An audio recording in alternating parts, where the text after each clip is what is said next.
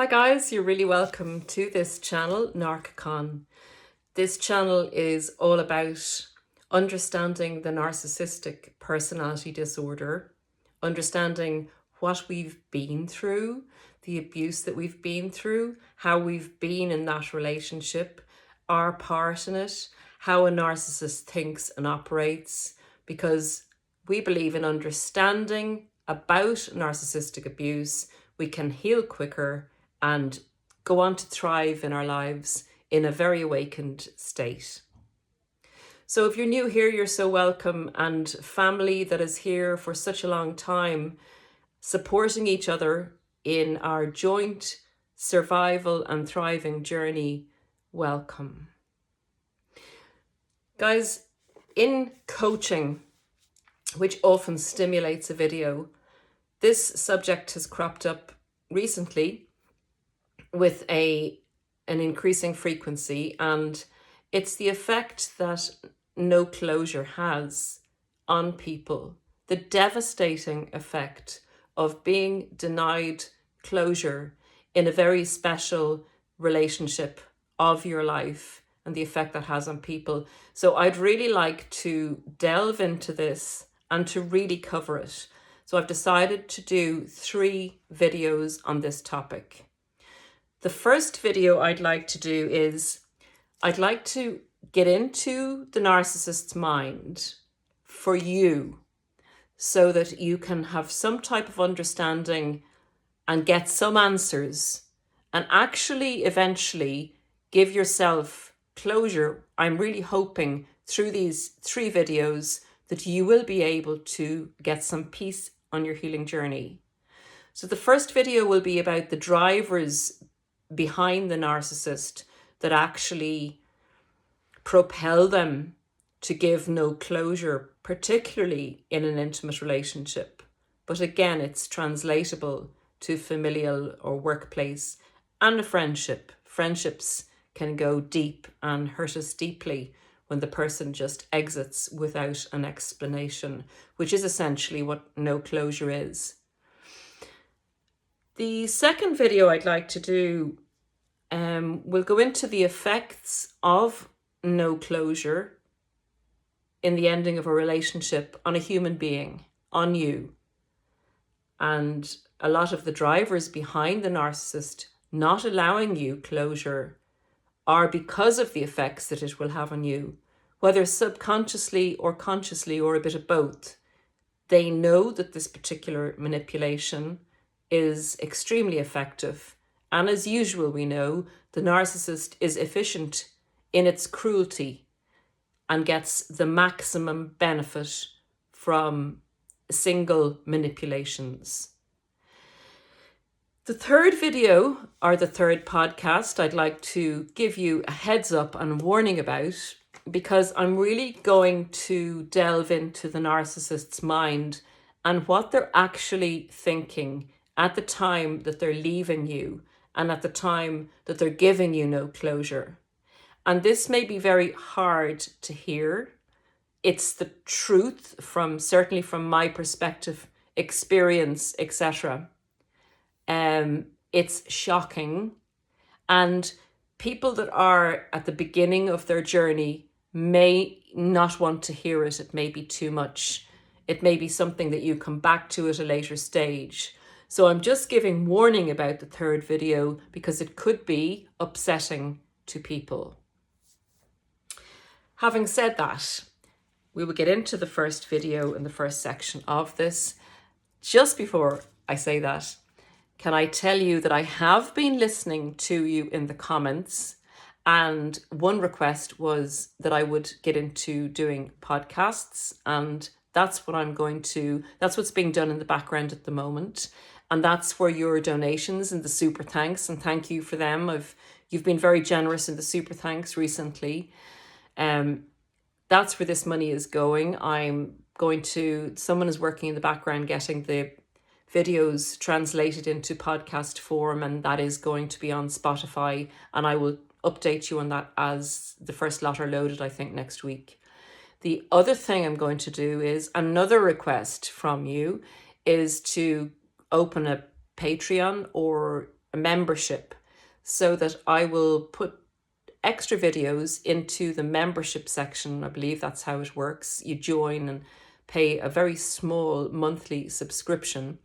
And I will have special videos in there. And in there, I would like to concentrate on videos to do with healing. So instead of actually generating a course that you can do, joining that section or taking a membership out in that will supply you with tools for healing and a little bit of extra information that I would hope would help on your journey.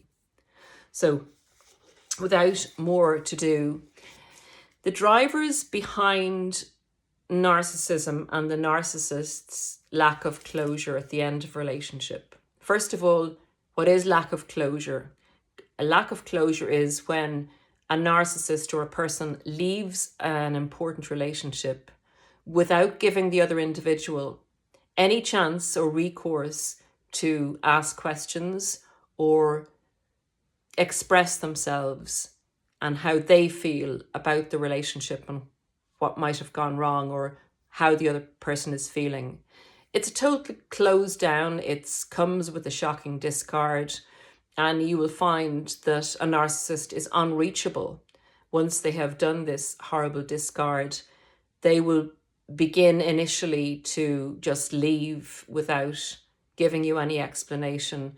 And when you go and seek that closure, they will often block you and close you down, shut you down on any kind of forum that you would normally communicate, WhatsApp, social media.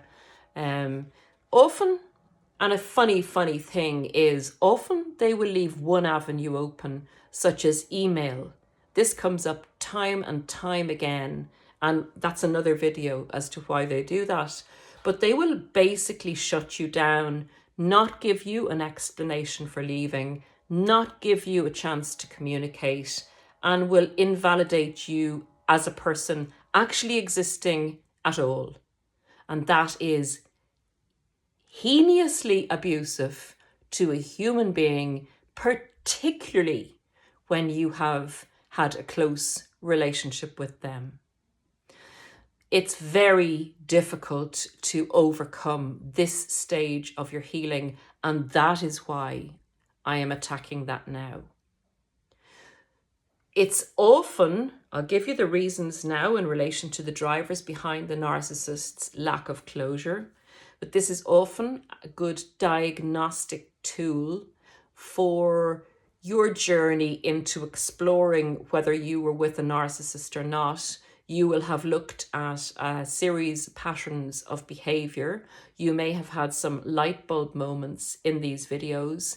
You may have decided that you are more or less decided that the person you were with was unfortunately a narcissist and had narcissistic personality disorder or was highly on that spectrum. The lack of closure is very indicative of a person being a narcissist. Lack of closure on its own, without the other behavior patterns during the relationship, is not enough to say someone was a narcissist, but it is highly likely that dynamic was going on within that person if they do something of this extent of cruelty to another person.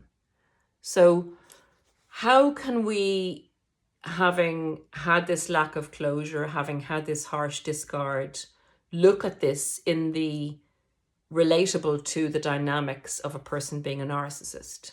So let's get into it.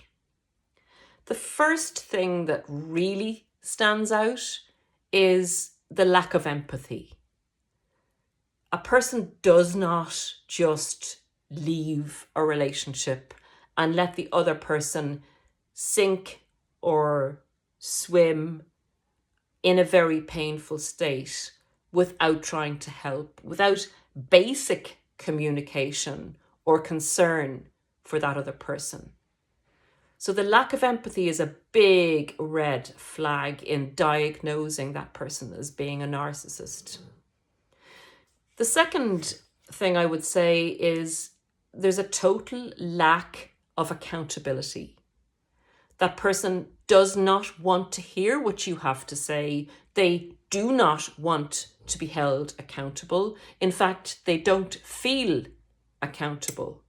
They are happy for you to be 110% accountable for the breakdown of the relationship, and they will not entertain you any further. So it's a big lack of accountability, another huge indicator of narcissism at its worst or best, whichever way you'd like to look at that. The next thing I would say is the entitlement. A narcissist feels wholly and solely entitled to do whatever, in whatever way they deem suitable.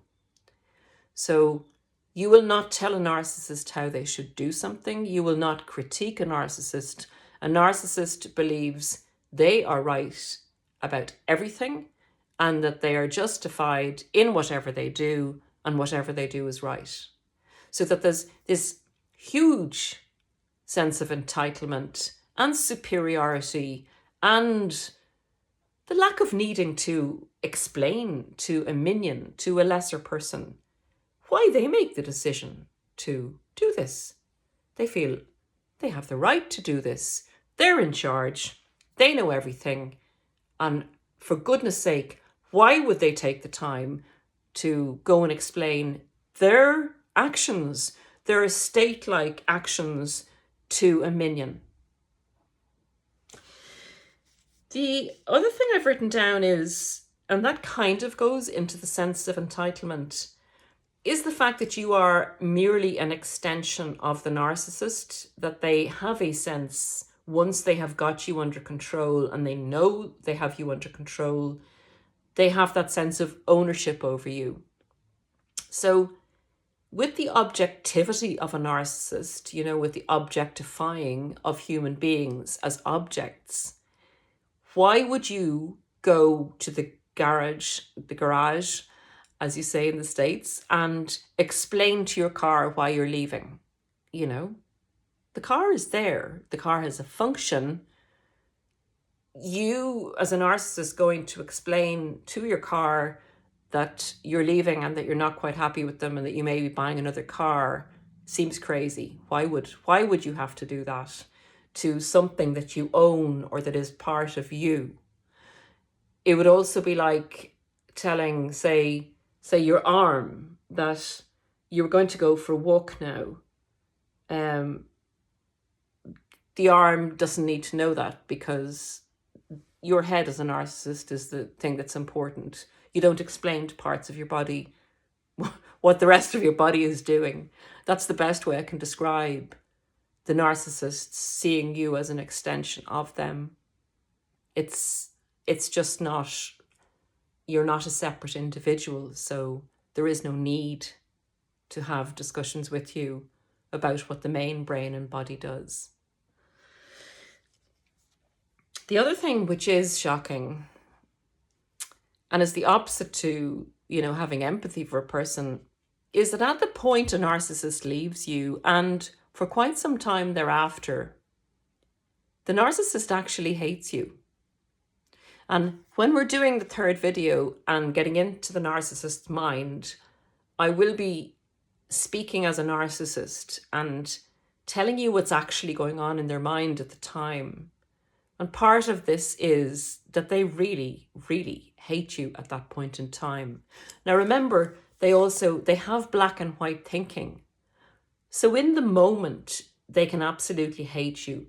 They can be sure that they never want anything to do with you again, that they never want to talk to you, see you, hear about you, or have even a memory that they were with you. They want you obliterated.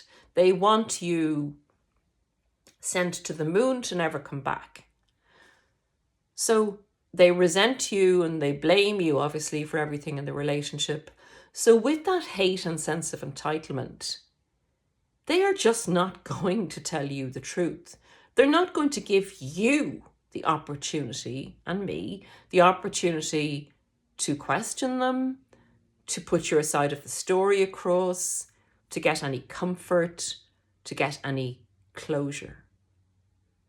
You're getting what you deserve, you're getting punished, and they have new plans. You are literally in the way at this point in time. Now that will change. And that's why narcissists hoover.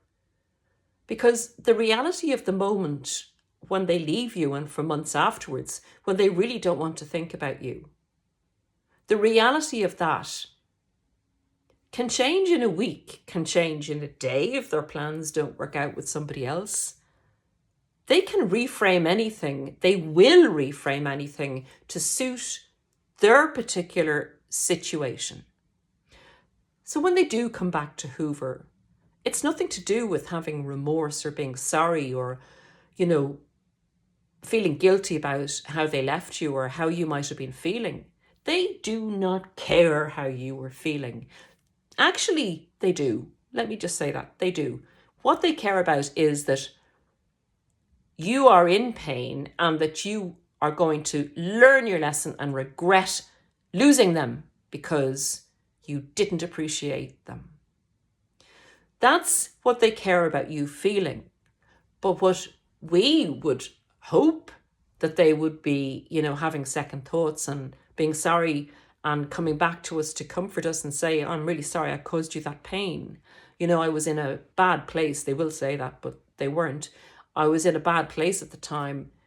That your feelings in relation to your pain and all that, that's a positive for the narcissist. They don't regret causing those feelings. They purposely want to have caused those feelings. That's hard to hear. And that's hard to believe when you really, really love a person. It's very, very hard for that to translate from your head to your heart and believe that that was actually the reality. It's almost too much to comprehend, and that's why it takes time. But these are the drivers that are going on for the narcissist when they are doing that no closure, staying away. They're concentrated on their move forward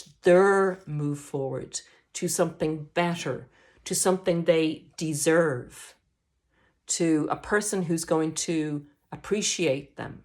It's all madness, guys. It's a mad way of being because it never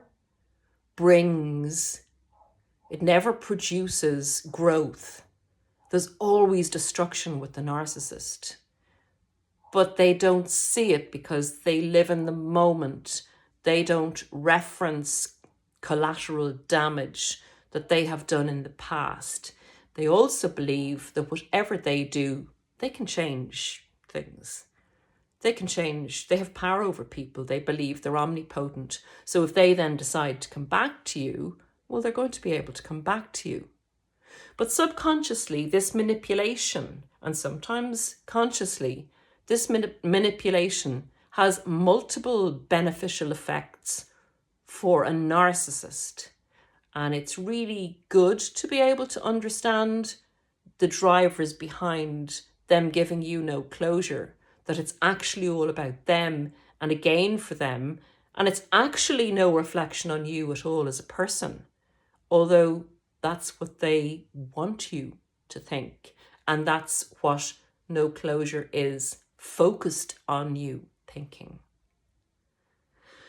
So there are the drivers. We will get into the effects on a person of no closure in the next video. The last one I have down is that, I have two more down here. Narcissists, I kind of touched on that a few minutes ago. They are able to compartmentalize what they do. So the no closure for you is more or less shelving you and having power over you until such a time as they want to, if they want to, come back and use you as a resource. There is a sense in their minds that you're not going to go anywhere very quickly, particularly with this cruelty and manipulation. A lot of people nearly chase a narcissist down after the discard to get that closure, because it is inhumanely cruel not to allow a person to communicate with you. So they get powered up and buoyed up by you coming after them for this closure. So in a sense, it again gives them the sense of security that you will be shelved for quite a long time, the car in the garage, and you're not going anywhere. They know that they kind of have you there. They're going to have you stuck for quite some time because they know what you want. They know you want to talk to them. They know you want to discuss things. They know this. And they deny you on purpose. They deny you that closure on purpose, which keeps you relevant, keeps you alive there, keeps you what we call on the back burner to a certain extent. Now, when they are leaving and walking away, they have no intention of ever coming back to you.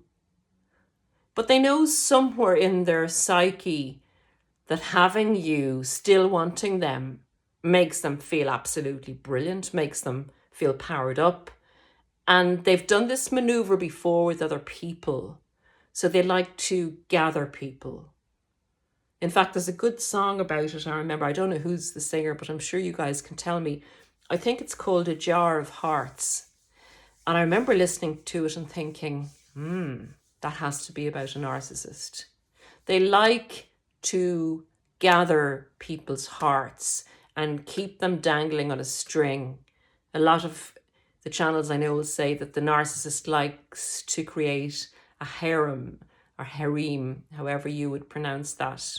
But this no closure business is a deliberate act of a narcissist to perpetuate suffering on a victim in order to keep them psychologically, spiritually, and mentally, and sometimes physically trapped in a state of distress and confusion, to make them easier to manipulate for the comeback and keep them pliable so that they're still workable for the narcissist should they require any interaction with that person in the future or to rekindle the relationship with them. Guys, that's the first of the videos. The drivers behind the narcissism to deny you closure at the end of a relationship. So part 2 is coming soon. And what did we say? We said that the part 2 of the video is going to be the effects on us guys, on human beings, when we get or receive the denial of closure in a very important relationship in our lives. And the third part of the video is going to climb up that ladder into that old narcissist's head and give you a delivery of what I believe is going on in the narcissist's head as they are leaving us. Take great care of yourselves, and until the next video, please look after yourselves. Please make yourselves a priority and keep educating yourselves on this diabolical disorder, because once you know it, you can heal so much quicker. Thanks, guys. Bye.